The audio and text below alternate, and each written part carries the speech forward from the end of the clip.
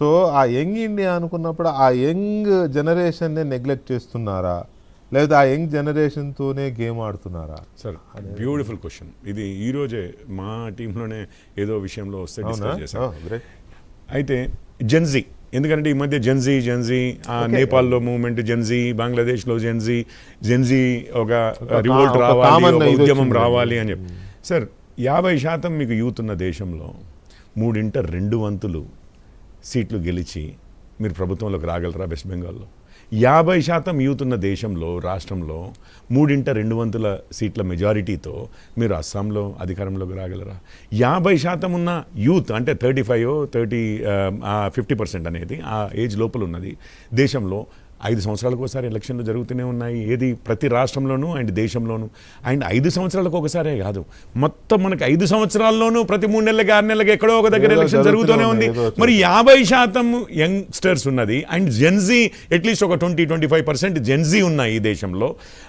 మరి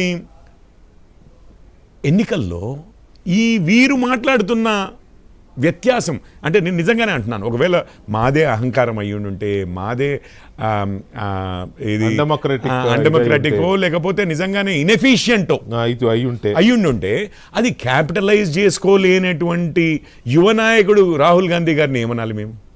మేము అనడం కాదు, ప్రజలు ఏమనాలి? ఎవరైనా ఏం చూసుకోవాలి? మేమే ఇన్ఎఫిషియంట్ సార్, మేమే రాంగ్, అన్డెమోక్రటిక్ ఇదంతా ఉన్నారు. ఇందిరాగాంధీ గారు అన్డెమోక్రటిక్ అయితే ఇమ్మీడియట్ గా ఓడించారే, దాని తర్వాత మళ్ళీ వచ్చారు. ఒక్క నిమిషం అన్నా, నేను అనేది ఏంటి అంటే జెన్జీ మాతోటే ఉన్నారు అంటున్నా. ఆ జెన్జీ నిన్న శ్రీహరికోట నుంచి ఆకాశంలోకి రాకెట్ని పంపించింది అంటున్నాను.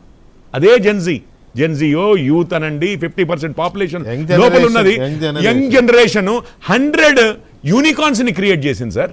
నిన్నటికి నిన్న అక్కడెక్కడో దేశం వెళ్ళి ఫిజిక్స్ ఒలింపియాడ్ లో నెంబర్ 1 నిలిచింది, కెమిస్ట్రీ ఒలింపియాడ్ లో నెంబర్ 1 నిలిచింది. అన్ఫార్చునేట్ థింగ్ ఏంటంటే మొన్నేమో రాకెట్ లాంచింగ్ గురించి వాళ్ళ ఆ యంగ్స్టర్స్ క్రియేటివిటీ గురించి, క్యాపబిలిటీస్ గురించి మాట్లాడుకున్నాం.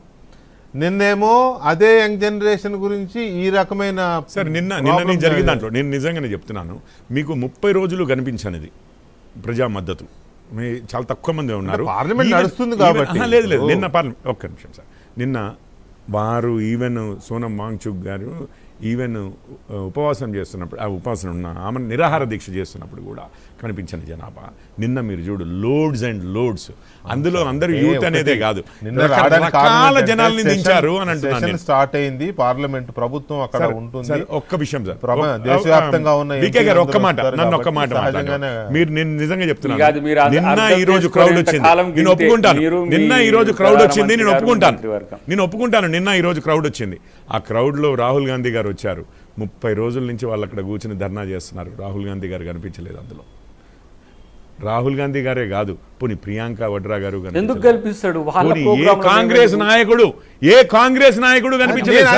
నా పాయింట్ అదే సార్.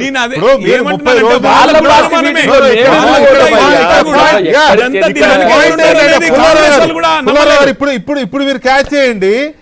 ఈయనేమో 30 రోజుల నుంచి దీక్ష చేస్తుంటే రాహుల్ గాంధీ ఎందుకు అక్కడికి వెళ్ళలేదు అనేది కిషోర్ రెడ్డి గారి ప్రశ్న. ప్రియాంక వాద్రా కిషోర్ రెడ్డి ప్రశ్న. ఒక్క నిమిషం దగ్గర నేను అనేది ఏంటంటే రాహుల్ గాంధీ ప్రియాంక వాద్రా వాళ్ళు వీళ్ళు కాదు, దీక్ష చేస్తున్నది ప్రభుత్వానికి వ్యతిరేకం కదా. ప్రభుత్వం తరఫున ఒక టీం ఎందుకు వెళ్ళలేదు? మీరు అడిగితేనే నేను అడిగాను సార్. ఎవరు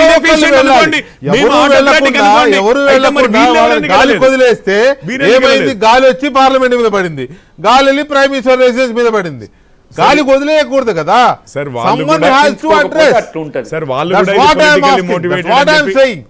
వాళ్ళు కూడా ఇది పొలిటికల్లీ మోటివేటెడ్. ఈ రోజు మీకు పొలిటికల్లీ మోటివేటెడ్ అనేదే తప్పు సార్.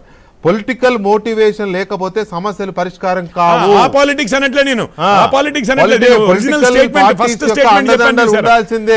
కాంగ్రెస్ అధికారంలో ఉంటే బీజేపీ సపోర్ట్, ఇతర పార్టీ సపోర్ట్ ఉండాలి. చెప్తాను సార్, నేను ఒక్క విషయం నేను ఏమంటున్నాను అంటే, ఇప్పుడు అంబేద్కర్ గారు గ్రామర్ ఆఫ్ అనార్కీ అని చెప్తారు. ఆ గ్రామర్ ఆఫ్ అనార్కీ, మనకి రాజ్యాంగం, మనకు స్వాతంత్రం వచ్చింది, మన రాజ్యాంగం వచ్చింది, రాజ్యాంగం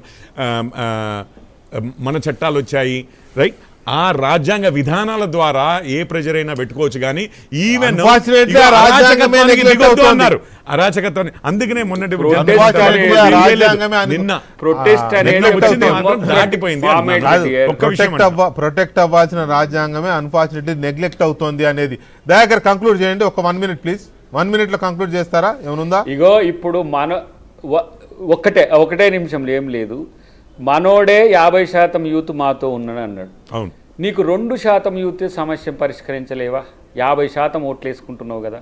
ఒకటి, మేము వాళ్ళ మీటింగ్కి పోకపోతేనేమో లేడు, పోతేనేమో ఉన్నాడు. చూసినావు ఆయనే అవి చూడండి మరి. కరెక్టే కదా అది. Politics లో అట్లాగే ఉంటుంది సార్. మేము వెళ్తే కూడా ఏమయ్యేది తెలుసా? వెళ్తే కదా, ఆగండి. మేము వెళ్తే రేపు పొద్దున్న ఇంకో 100 మంది వస్తారు. దయాకర్ అన్న దాంట్లో వాస్తవం అవును, వాస్తవం ఉంది సార్. వెళ్ళకపోతే నేను వెళ్ళలేదు అంటున్నాను. అంటున్నారు. అదే politics. చూసావా అవును, రాజకీయం అదే చేస్తున్నాడు పాలిటిక్స్ అంటున్నాను. అంటారు మళ్ళీ. అదే పాలిటిక్స్ అంటున్నాను. నేను అదే పాలిటిక్స్ అంటున్నాను. నిన్నటి వరకు వెళ్ళలేదు, ఈ రోజు వెళ్ళాము, మా క్రెడిట్ ఇవ్వాలన్నారు వారు. నిన్నటి వరకు వెళ్ళలేదు, జెన్యూన్ అయితే నిన్న వెళ్ళేవారు కదా. సోనియా గాంధీ గారిని హాస్పిటల్ తీసుకెళ్ళవలసిన సమయం వచ్చేంత వరకు వెళ్ళకపోవడం. లాస్ట్ వర్డ్స్ వెంకటకృష్ణ గారు చెప్పండి. Last words. ఇప్పుడు ఇట్లా అంటారనే వారు పోలేదు రాహుల్ గాంధీ గారు. వాళ్ళు స్వచ్ఛందంగా చేసుకొనియండి అని అన్నాడు. కానీ సభలో ఆ పిల్లలు పోలేరు కదా, వాళ్ళకి రిప్రజెంటేషన్. సభలో ఎవరున్నారు? అంతా కూడా ప్రజా సంఘాలు ఉన్నాయి. మరి వాళ్ళ కంపల్షన్ ను ఎవరు ప్రొటెక్ట్ చేయాలి? నేను ప్రొటెక్ట్ చేస్తా అంటున్నా, నువ్వు ప్రొటెక్ట్ చేయాలి. కరెక్ట్. ఎప్పుడైతే ప్రభుత్వము ప్రజల సమస్యల్ని నెగ్లెక్ట్ చేస్తుందో అప్పుడు అపోజిషనే హౌస్ లో వాళ్ళ తరపున గొంతై నిలవాలి, వాళ్ళ తరపున వాళ్ళ గొంతు వినిపించాలి. హౌస్ లో బయట అది కుదరలేదు కాబట్టి హౌస్ లో వాళ్ళు బయటకు వచ్చారు. అసలు సిజేపీ వచ్చిందే వీళ్ళ ఫెయిల్యూర్ వల్ల sir. Thank you very much Kishore Reddy గారు, అలాగే దయాకర్ గారు, పుల్లారావు గారు, thank you very much sir చర్చలో పాల్గొన్నందుకు. Thank you.